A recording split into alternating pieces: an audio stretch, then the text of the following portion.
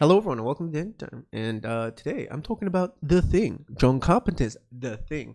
I'm going to be honest. When I first watched this, actually, I didn't want to watch this because I kept on thinking that this was like this green monster that came out of a swamp and it was a black and white film.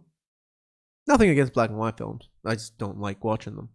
But yeah, my partner was like, "No, it's in Antarctica and it's like an isolation, like thriller horror type thing." I'm like, "Okay," but you know when you're like your subconscious is embedded into an idea, and no matter what else you hear, you can't disassociate with what the original idea was. Yeah, so it was that. I just didn't want to watch it, and I did yesterday. One of the best fucking films that I've seen. It's like it was a while since I've actually just watched a film and just enjoyed the entire experience. Like it's been a long time since that. I think the last movie where that I truly felt that was A Quiet Place. Just on the edge of my seat, just watching what was going to happen like next. And I'll go into detail about that later, but fuck, it was just fun. I genuinely enjoyed that experience, and I kind of want to break down a few things and also answer the question in the title probably that I have. So the first thing that I kind of want to say is that I know cinematography has changed throughout the years. So shots, follow shots, and like zoom in, zoom out, all these sort of things, and weird angles and lenses. There's very none of that here. It's just usually continuously long shot, and it feels like a dude holding a camera. It kind of feels like I'm watching a documentary of what the fuck happens. I ain't gonna lie, I kind of dig it. It first threw me off, but it also made it unsettling. So yeah, the long holded shots just might just be an aspect of that era as well, but it worked really well for this film. Not to mention, I did like that when there was an actual active amount of communication between the characters, you would see their eyes, their shots, their face, so that you can actually see them communicate. And then you shoot to the audiences. Like you shoot to the with their miscommunication, there's goggles on, they're outside, and like you can feel that there's tension between the characters, and I thought that was really cool. And on Lost, one of the things that I really fucking loved was it never truly showed you what the thing does in the shadows, which just adds to the aspect of tension or fear or unknown. Like the amount of times that a shot will just end on like the thing about to come into contact or potentially coming into contact with something. Just that ambiguity is awesome. It just constantly makes you wonder what happened. And makes rewatches even exciting because you're like, oh, did this actually happen? Is that when this happened? Which I'll go into later. Is I think a lot of people analyze this shit too much, by the way. But yeah, like it was just shot really well. The second part, I like I basically go off tangent on this way too much, and this is why this is like the 11th time I'm shooting this. But I'm gonna gloss this over. Hollywood writers these days are young; they haven't produced anything, so usually they write like ass. Their characters are ass, their dialogue is ass, and their egos are the size of the fucking solar system. So whenever they try to like adapt something, right? They genuinely believe that their version is better,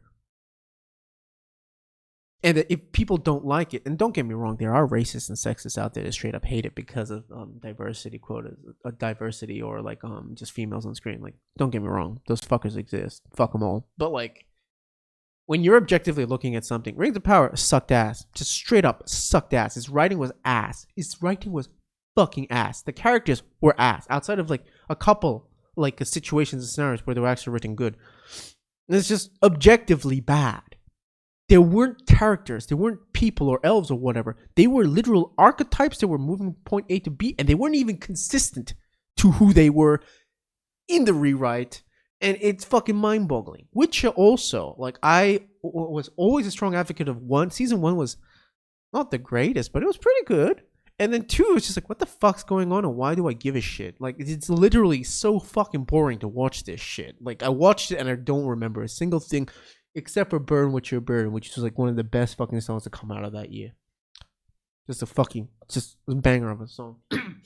But yeah, it's the ego of people that just genuinely believe that they can retcon source material and make their own shit and just make it better. And then when people don't like it, they're like, "Oh, you're just hater, or you're evil, or you're racist, and all this sort of shit." And don't get me wrong; those people do definitely exist, but for the most part, you just suck. You just suck. Full stop. But the reason why I've mentioned all of this is because it's been so long since I've watched a movie. Of course, like new movies exist, right? Watching those, it's just that problem. Characters are not characters; they're archetypes. Diversity quotas need to be met. More women representation in stronger positions. Which once again, they don't fucking understand how to write strong women. By the way, which is it's fucking mind-boggling. But they just don't know how to write women. It's just shit to watch. It's like I already know what you're going to do. I know you're never going to be wrong. I know that regardless of how ass all the other characters are, everyone else is going to be hit by a stupid bat because this character has to do this. I don't fucking care. At this stage, I'm just literally watching a high budget CGI screenplay written by a 12-year-old. What the fuck? You put money into this thing and thought it was okay? Like people's like I'm like I myself feel it. This is a tangent. I already should probably re-record this video. But like TikTok, like YouTube already is like eroding my fucking brain. Facebook already was eroding my brain. And then TikTok comes along and just shortens that shit. YouTube Shorts shortens that shit. And I'm like, I feel my attention span getting shorter and shorter and shorter. And legit, I feel like most people that watch these movies and like them have such short attention spans that they just forget what happened 5 minutes ago. So by the time that this character does something fucking like weird or stupid or completely against her character, they're just like, yeah, that checks. They're training us so that we can't see the flaws in their fucking media. My God, why am I bringing this up? Because I didn't get any of that from John Carter. That's the thing. It was amazing. With the fact that there was a documentary, I was watching characters, people, interact on screen. They were acting. Yeah, but like I legitimately felt like I was just watching people at an Antarctica base and things unfold. I was curious as to what was going to happen. Like, I'm that guy that watches a movie. I'm like, I can tell what the ending is within the first, 5 minutes and then ruin it for everyone. And people are like, shut the fuck up. Don't you fucking open your mouth. I'm like, okay, fine. But it's obvious. Like, shut up. I'm that fucking annoying little shit. This, I didn't know what was going to happen. I didn't know who was going to survive. That's just good damn fucking writing. My God, the last time I felt this was The Quiet Place. I knew where it was going. But the ride was so fucking good. I couldn't get my eyes off the screen. This is exactly what it was.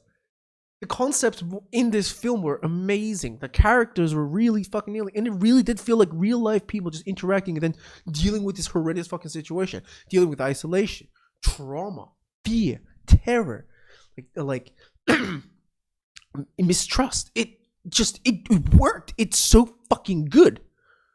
I don't know what more to say about it. It's just great. Oh, by the way, spoilers. I probably have spoiled something. Regardless, if you don't like spoilers or you haven't watched a movie that's over 40 years old, click off the fucking video. Just fuck off. Okay? Anyways, continuing. I think the third thing that I really like. Look, I like Warhammer. I like a lot of sci-fi. I like Zerg, Tyranid, whatever the shit that I've seen on screen. Or like even Alien. I will say, the concept of Alien and it birthing and like the xenomorph popping out and all these sort of things, these are really, really cool concepts. And they gave birth to a lot of different sort of sci-fi down the line. The idea of the Thing is so fucking terrifying. And it is honestly one of the coolest sci-fi monsters that I've ever seen. Like, period. Outside of, I think the Shrike was pretty cool from the Hyperion, but this thing is fucking freaky. The fact that it can, we don't even fully understand how it infects. People have come up with theories: saliva, maybe touch, maybe blood injection, probably blood injection. But like even a small little cut with your thing, and then like it can basically manipulate its body in whatever way. So basically, upon touch, creating a small incision is not without within the realms of non-reality, I guess. So I'm basically saying like we don't fully know, but at the moment that he comes into contact, even a single cell, that means you're infected. And on top of it, he can shapeshift and has the memories, all the previous iterations, like the DNA source code, and can also copy the mannerisms. So this thing is an ever-evolving creature that retains the memories and DNA sequences of all the creatures that come before it.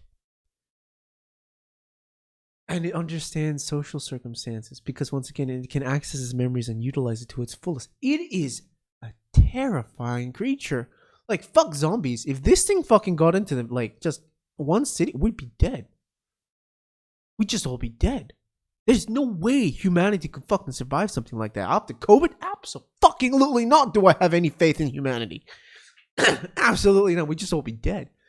And it's just how ingenious it is, because it's a creature that not only is like stronger than us in a lot of different ways, but also has the ability to attack us at our weakest point. Human beings are naturally social creatures that need to communicate. It can copy it. It can mimic it. We don't have that shitty like moments where, when I was watching this and when he was just like, oh, these fucking Swedes, like Norwegian.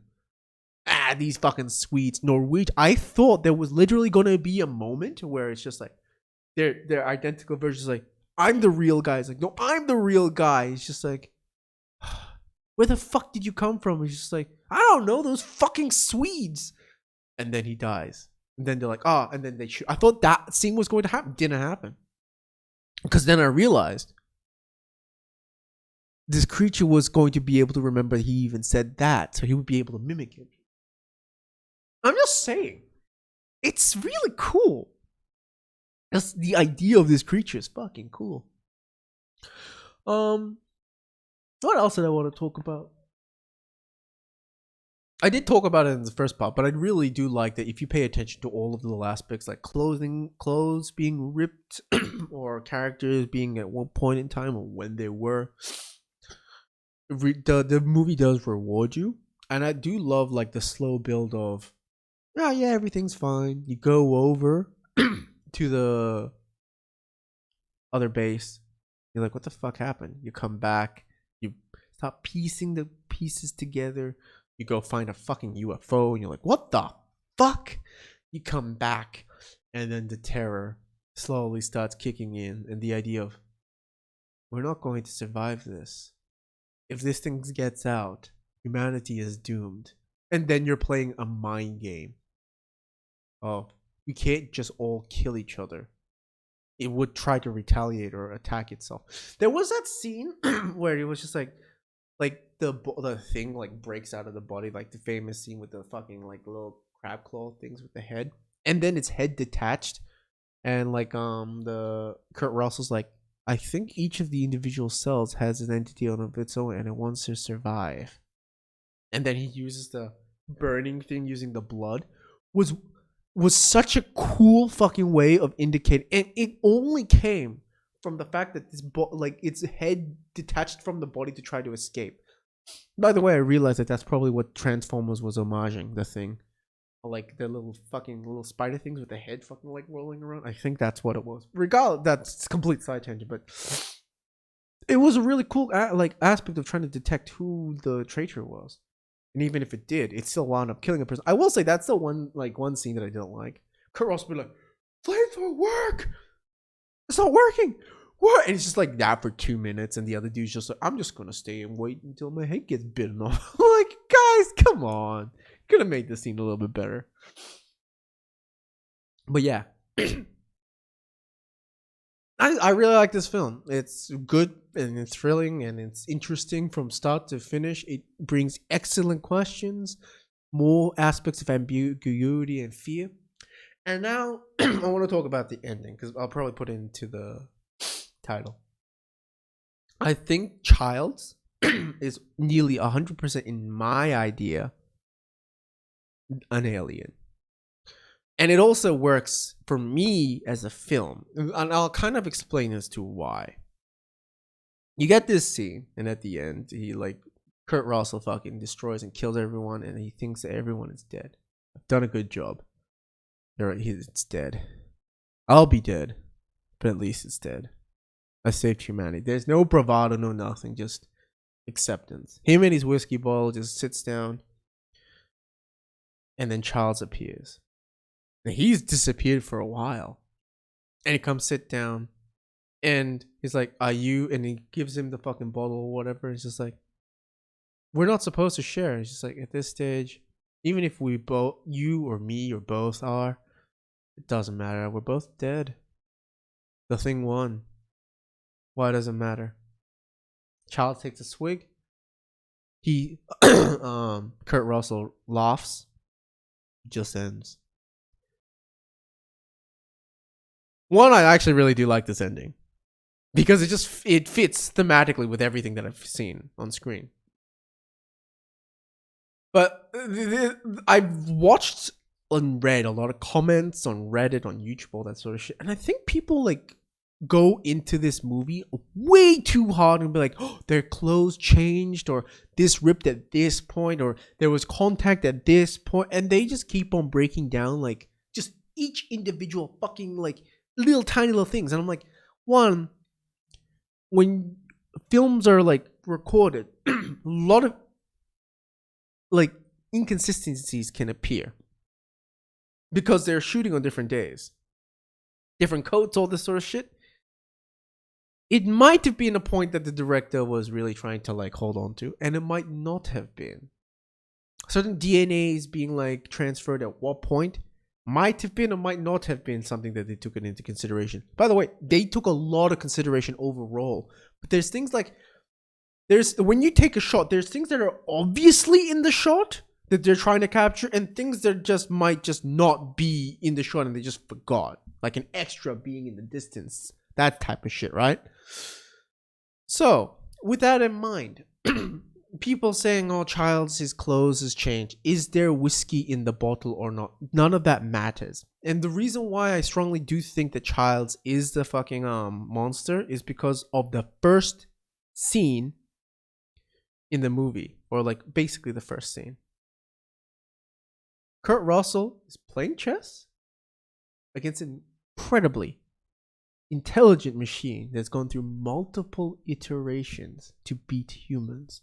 It has evolved to beat humans. Kurt Russell genuinely believes that he is smarter than this thing, and he thinks he won. And then the fucking machine wins. And so he feeds it his alcohol. Fuck you. If you look at this movie, come to the realization that this creature came from space 100,000 years ago and has probably continuously fucking eradicated planets. This is the AI. It knows how to eradicate species, or at least implied. And I like this version a lot better. It knows how to infiltrate and absorb all the culture, mannerisms. It knows how to create tension. It knows who to kill, how to like the fact that it started ripping clothes of like Kurt Russell to invoke like he did it, you know, because the thing understood that this leader guy has a high chance of finding me and killing me. Its survival instincts are off the fucking charts, and it's not a thing where it's, oh, we're hunting it. It is hunting us. That's the thing that I really felt in this film. This film, the way it was shot, and I think it's intentional. It was just like, we're hunting it. No, it's hunting us. We're trying to find out who it is. It doesn't care. It's just trying to survive, and it knows it's going to win. It's the AI. So at the end, when Kurt Russell genuinely believes, I fucking killed it, I burned everything, I thought of everything, checkmate. Checkmate. And then Child appears.